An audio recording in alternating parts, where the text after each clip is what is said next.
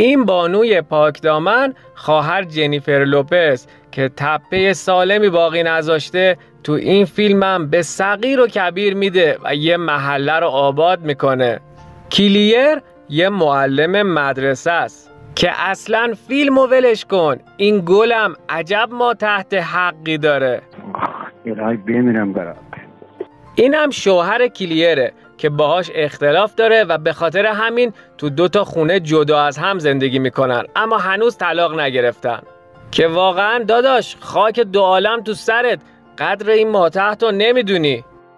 یه روز که میخواد پسرشو ببره مدرسه در گاراژ گیر میکنه و همسایه روبرویی به اسم نوح میاد و کمکش میکنه.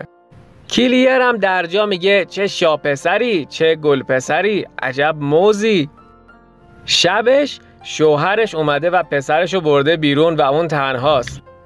این عزیز دل که کلوچش حسابی داغ کرده دنبال یه نفر میگرده که آتیششو خاموش کنه. پس از پشت پنجره شروع میکنه به دید زدن همون همسایهه. دیگه کلوچش حسابی نرم و آبدار شده که اون پسر نوح یه دفعه اینو میبینه. پسره بهش زنگ میزنه و الکی میگه که میخوام غذا درست کنم و بلد نیستم. این گلم هم از خدا خواسته کلوچه‌شو میگیره تو دستش و با عجله میره خونه پسره. با هم دیگه غذا درست میکنن و میخورن. پسره شروع میکنه به نزدیک شدن بهش و مالیدنش که کلیر بهش میگه شوخی نکن، اما پسره میگه من شوخی نمیکنم، من جدی میکنم. بعدش میرن روی تخت خواب و با همدیگه بچه تولید میکنن. این داداشمونم به انواع روش‌های ممکن و ناممکن و حتی ابداعی ترتیبشو میده. شیلنگو میندازه توی باغچه کلیر و میذاره تا صبح باغچه‌اش آب بخوره. خیلی هم عالی. صبح که میشه کلیر شیلنگو از تو باغچه‌اش در میاره، لباساشو میپوشه و به پسره میگه که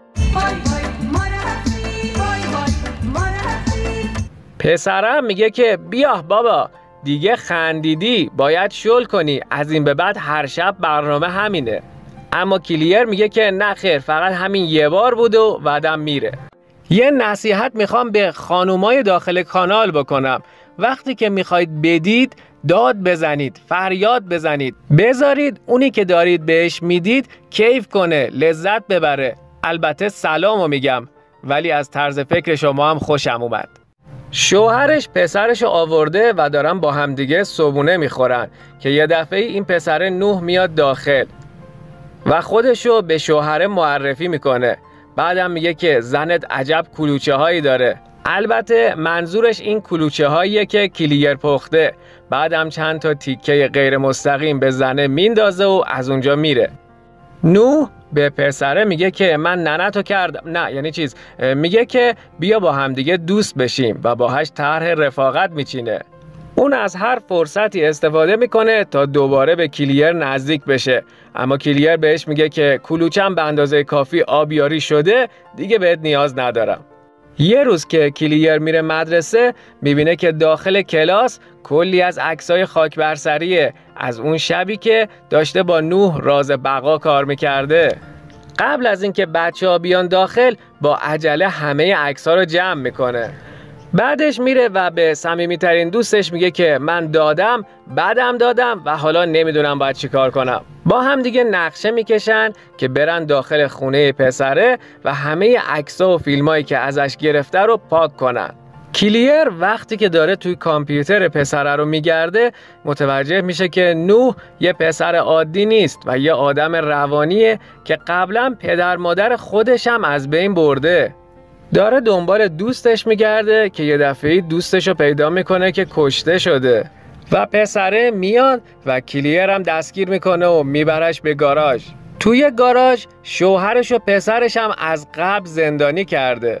کلیر بهش میگه که هر چقدر بخوای بهت میدم، فقط به این دوتا کاری نداشته باش. و از اونجا که این داداش بزرگوارمون بسیار ضعف کلوچه بوده درجا خر میشه و به کلیر میگه که از شوهر طلاق بگیر و فقط با من باش. کلیر هم تو یه فرصت مناسب یه ضربه با یه چیزی میزنه تو سر نوح و بیهوشش میکنه. همین که میره دستای پسرشو باز کنه، نوح دوباره بلند میشه و اونو میگیره. این دفعه عصبانی شده و شروع میکنه به آتیش زدن گاراژ.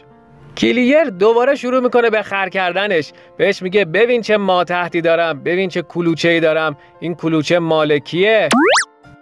و پسرم که کلن اختیارشو داده بوده دست سالارش، لب و لوچش آب میفته و حواسش پرت میشه و کلیرم با یه چیز تیز یه ضربه میزنه توی چشم پسره. بعدم میره پسرش و شوهرش رو آزاد میکنه و از گاراژ میرن بیرون. و این تخم سگ یعنی چیز و نوح هم تو آتیشی که خودش درست کرده میسوزه. رفقا حتما برام کامنت بذارید و اون لایک هم بزنید. دم معرفت شما گرم. امیدوارم حال دلتون خوش باشه. قربون همتون. خداحافظ.